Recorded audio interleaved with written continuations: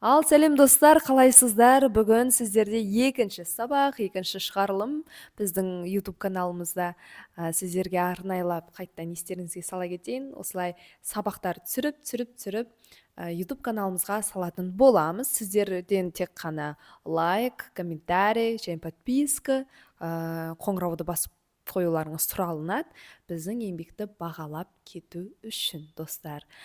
Рахмет. Ал біз алдыңғы сабақта не өттік? Кішкене есімізге түсірейік. Актер болу үшін ең алдымен мүсін түзулігі, яғни осанка қажет екенін білдік, иә? Ал бүгін сіздер актер үшін, яғни әр дене бұлшық етін босаңсыту қажет екендігін білетін боласыздар, достар. Дене бұлшық еттерін босаңсыту, немесе орысша айтқанда зажим мышц. Қас сіздерге бір-екі мысалдар келтіретін болам, иә? Абитуриенттер болсын, немесе бір студенттер, тіпті кейбір актерлар тіпті өздерінің денелерінде зажим қай тұста тұрғанын сезінбей, соны өмір бақи сақтап, штамппен кетіп қалулары әбден мүмкін. Немесе спектакльдің барлығын былай ойнап шығуы мүмкін, иә? Яғни зажим қайда? Зажим дегеніміз міне қол. Спектакльдің бәрі былай. Либо это психологически сондай бір оправдание болса, рөл қобалжып тұр деп, қобалжып тұр рөлін біріне военный бір зат болса деп. Жоқ, сен бір қойылымын көресің, ол актердің екінші қойылымын көресің, байқайсың, значит, зажим мына кісіде қолда. Яғни барлық рөлдер осылай. Понятно, да? Зажим қолда. Немесе тағы қандай зажим бар? Тамақтың зажимы болуы мүмкін дауыста. Самасыз апай қалайсыз? Тамақ несі қалды, зажимация етіліп қалды. Немесе зажим көзде.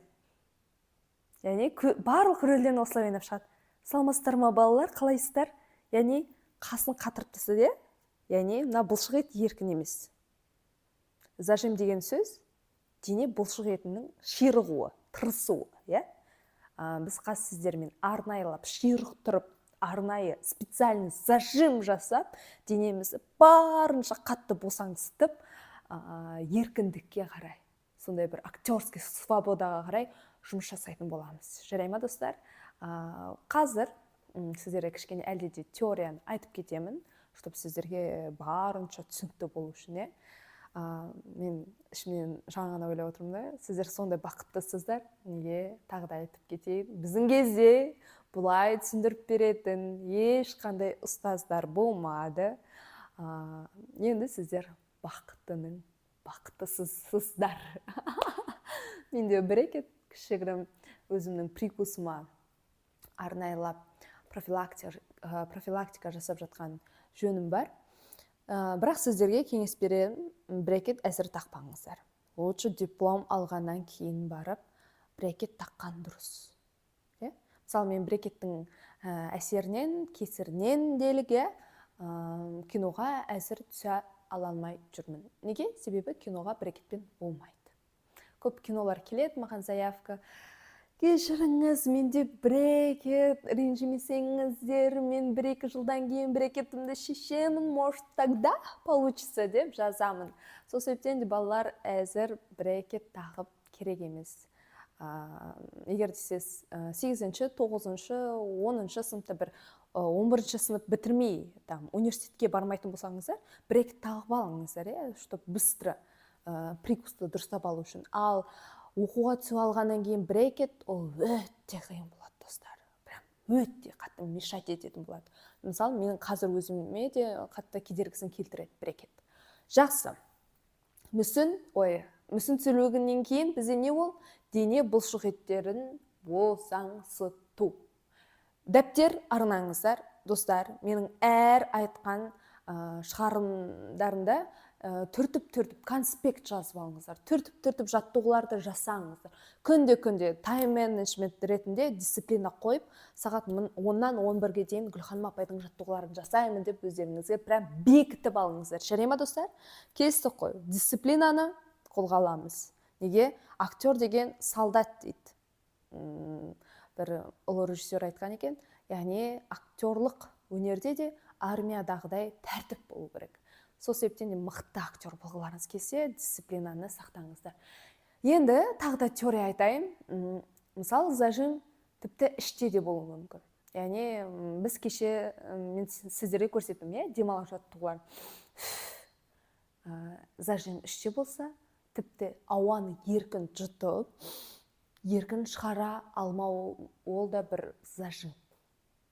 Түсінікті ғой, мысалы сіздер публиканың алдына шығасыздар, тіпті элементарно үйге қонақ келген кезде ән айтқызып қояды, тақпақ айтқызып қояды, тіпті тілек айтқызып қойған күннің өзінде де сіздерде бір қандай да бір зажим кетеді, дауыс дірілдеп, сізді жақсы көремін деп, уже дауыстарыңыз дірілдеп деп, уже жылап, не ол да зажим. Дауыс дірілдеп кету тоже зажим. Тағы не бар? Енді мен кішкене сабақ бергенде осы күлдіртіп, атмосфераны еркін ұстауға тырысамын. Зажим сахнаға шыққанда элементарный байқауларға қатысасыздар, биден болсын, әннен болсын, не істейсіздер? Сахнаға шығардың алдында іштеріңіз қобалжиды, тоже іште де зажим кетіп бара жатыр. Ал сол моментте мен сіздерге қазір бір жаттығу көрсетемін.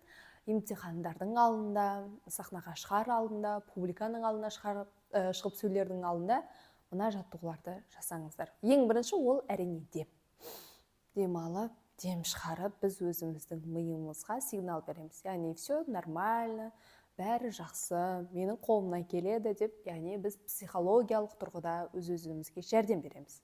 Бұл қобалжуды басу үшін. Енді денедегі зажимнан арылу үшін, денеде былай қысылып қалғандардан былай надан, трикон ұстай беруден, футболканы ұстай беруден, надан арылу үшін біз қазір жаттығу жасаймыз. Ең бірінші жаттығу, қазір мен штативті былай төменге қарай түсіріп қояйын, сіздерге түсінікті болу үшін. Аяқ тіке, сіздерге анық көріну үшін алыс тұрайын. Аяқ тіке, қол еркін. Барынша қазір біз денемізді осылай аяғымызбен секіріп, денемізді осылай босаңсытамыз. Яғни әр саусақ, иық, бас, жамбас, жаймен бір андай желге бет ұшып тұрған куклалар бар ғой. Эсто машина жөндейтін алдында бір сондай бір кукла ретінде өздеріңізді сезініп, денелеріңізді осылай лақтырамыз. Бір дірілдің үстінде бүйтіп тұрғандарыңыздар. Қане менімен бірге жасап тұрыңыздар, просто қарамаңыздар. Сотканы қойыңыздар, тұрыңыздар, жасаңыздар. Бұның бәрі тегін беріліп жатқан сабақтар. Әрине бұл сіздерге жақсы болсын деген ниетте. Қане, қайтадан жалғастырамыз. 1, 2, 3, 4, 5, 6, 7, 8, 9 и 10. Все. Түсінікті. Бұл жаттығуды тағы да басқа күрделендіру беруге болады. Мысалы, орында тұрып секіріп, былай лақтыруға да болады. Яғни өзімізді максимально босатамыз. Түсінікті ғой бұл жаттығу. Жарайды. Келесі жаттығу бізде ол денені ширықтыру. Яғни бір ауыр затты көтерген кезде біз қайтеміз дейміз ғой. Яғни күшті өзімізге аламыз. Мысалы мен примерно бір ауыр бір кірпішті ұстадым делік. Деп күшеніп, оны былай көтерім, не істейді? Мына дене бұла қолдарым тырысады, саусақтарым тырысады, ішім, тіпті иығым тырысады. Қазір мысленно думаем, что біз бір ауыр затты көтеріп жатырмыз, немесе ауыр затты біз үстімізге қойып жатыр, немесе бір заттан қатты қорқып қалдық, қатты қорыққанда не істейді? Адам дірілдейді. Солай денемізге сондай сигнал береміз. Енді мен 10-ға дейін санаймын. Бірден бастап 10-ға дейін санағанда әр дене бұлшық етін бір-бірден ширықтырамыз. 1 деген кезде бәшбәйді, табанды ширықтырамыз, 2 деген кезде балтырды, 3 деген кезде санымызды, 4 деген кезде жамбасты, 5 деген кезде ішімізді, кеудемізді кете береді, 7, 8, 9, 10 деген кезде деп демізді шығарамыз. Түсінікті ғой. Достар, бұл жаттығулардың барлығы өнер академиясында біз 1-ші курсқа түскенде, 2-ші курста да, тіпті әлі күнге дейін сахнаға шығардың алдында біз жасайтын жаттығулар. Бұл жаттығуларды сіздерге ешкім үйретпейді, тек мен ғана үйретіп жатырмын. міндетті түрде жасаңыздар, білімнің ақысын беру керек. Қарап алып, отырып, ой, білем, ой, деп отырмаңыздар. Енді мен сіздермен бірге жасаймын. Орындарыңыздан тұрыңыздар. Аяғымызды ашып қоямыз. Бір деген кезде көзімізді жұмамыз. Демді аламыз ішке, демді шығармаймыз. Демді өзімізбен бірге ұстап тұрамыз. Қане, менімен бірге жасаймыз. 10 деген кезде, достар, деп демді шығарамыз полностью. Кеттік. Аяқ еркін, көз жұмулы. Демді аламыз. 1. Кеттік. Бәшпәй. Балтыр тырыстырамыз. Тіземіз тырыстырамыз. Санымызды, жамбасымызды, ішімізді, қолдарымызды, саусақтарымызды, 8, 9, мойын, бет, 10. Түсінікті ғой, осылай 10 дегенде лақтырғаннан кейін оңға, солға қарай өзімізді качать етеміз. Яғни денемізді лақтырамыз. 1, 2, 3, 4.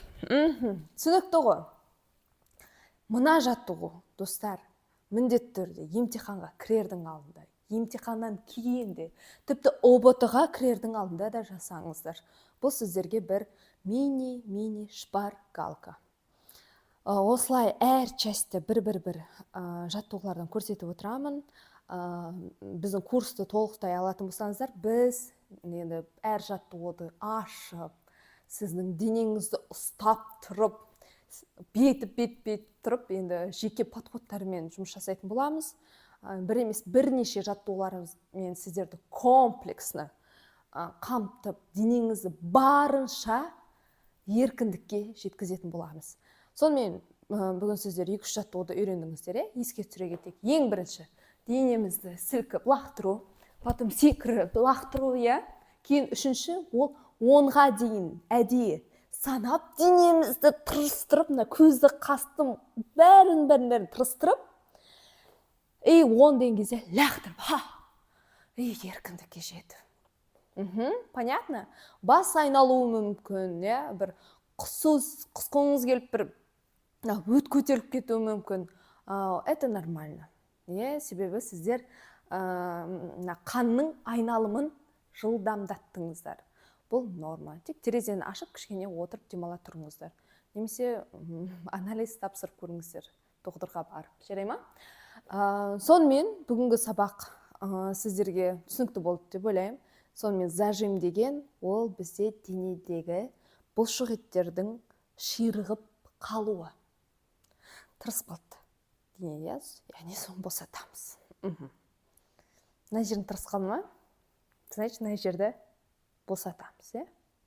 Зажим денеде әр түрлі болуы мүмкін. Тіпті аяқтың да зажим болуы мүмкін. Аяқта зажим ұялып тұрасыңдар, сендер өйстіп, қыздар болсын, қыздар өйстіп ұялып тұрады, өйстіп. Мынау не ол? Уайымдағаннан зажим кетіп қалды, немесе саусақ бүйте бересіңдер, сендер уайымдағаннан. Бұл да не ол? Уайымды осы саусаққа жіберу, бұл да зажим. Зажимның түр-түрі бар, физический, психологический, тағы басқа. Сол себептен де балалар мына зажиммен күресу керек. Актерлар неге кинода, театрда өте еркін ойнайды?